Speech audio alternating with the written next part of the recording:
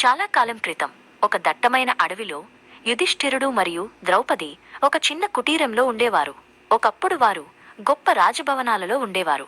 కాని ఇప్పుడు వారి చుట్టూ కేవలం పచ్చని చెట్లు మరియు పక్షుల కిలకిలరావాలు మాత్రమే ఉన్నాయి.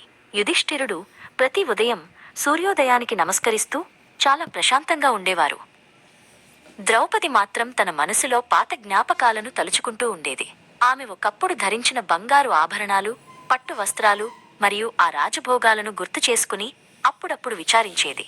ఈ చిన్న కుటీరంలో ఏ సంపద లేని ఈ అడవిలో తమ జీవితం ఎలా గడుస్తుందో అని ఆమె ఆందోళన చెందేది. ఒకరోజు ద్రౌపది యుధిష్ఠిరుడి దగ్గరకు వచ్చి, స్వామీ, మన దగ్గర ఉన్న సంపద అంతా పోయింది. మనం ఇప్పుడు పేదవాళ్లం. అయినా మీరు ఎలా ఇంత సంతోషంగా, నిర్మలంగా ఉండగలుగుతున్నారు అని అడిగింది. ఆమె కళ్లలో ఒక పెద్ద సందేహం మెరిసింది. యుధిష్ఠిరుడు మెల్లగా నవ్వి బయట ఉన్న అందమైన ప్రకృతిని చూపించాడు. ద్రౌపది, సంపద అంటే కేవలం బంగారం, వజ్రాలు మాత్రమే కాదు. ఈ గాలి, ఈ పారే నది, ఈ పూల పరిమళం, ఇవన్నీ మనకు దేవుడిచ్చిన గొప్ప సంపదలు. వీటిని చూసి సంతోషించగలిగితే మనం ఎప్పటికీ పేదవాళ్లం కాదు అని ఆయన అన్నాడు. ద్రౌపది కొంచెంసేపు ఆలోచించింది. కాని మనకు కనీసం మంచి బట్టలు కూడా లేవు కదా, అందరూ మనల్ని చూసి ఏమనుకుంటారు అని మళ్ళీ అడిగింది. లోకపు చూపులు ఆమెను ఇబ్బంది పెడుతున్నాయి. యుధిష్ఠిరుడు ఆమె వైపు ప్రేమగా చూస్తూ, లోకంలో అత్యంత విలువైన వస్త్రం కృతజ్ఞత. మనకు ఉన్నదానితో తృప్తి చెంది దేవునికి కృతజ్ఞతలు చెప్పుకుంటే మన ఆత్మకు కలిగే ఆనందం మరే ఆభరణం ఇవ్వలేదు. ఆత్మసంతృప్తి ఉన్నచోట దారిద్ర్యం ఉండదు అని బోధించాడు.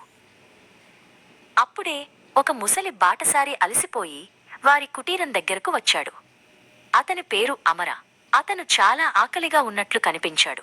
అతని బట్టలు చిరిగిపోయి ఉన్నాయి. కాని అతని కళ్లలో ఏదో ఆశ ఉంది. ద్రౌపది అతని చూడగానే లోపలికి రమ్మని ఆహ్వానించింది. యుధిష్ఠిరుడు లోపలికి వెళ్లి తన దగ్గర ఉన్న కొన్ని పండ్లు మరియు నీళ్లను తెచ్చాడు. ఆయన ఆ బాటసారికి స్వయంగా ఆహారాన్ని అందించాడు. అయ్యా, మా దగ్గర ఉన్నది కొంచెమే అయినా దీనిని మీతో పంచుకోవడం మాకు చాలా సంతోషంగా ఉంది అని యుధిష్ఠిరుడు అమరతో అన్నాడు.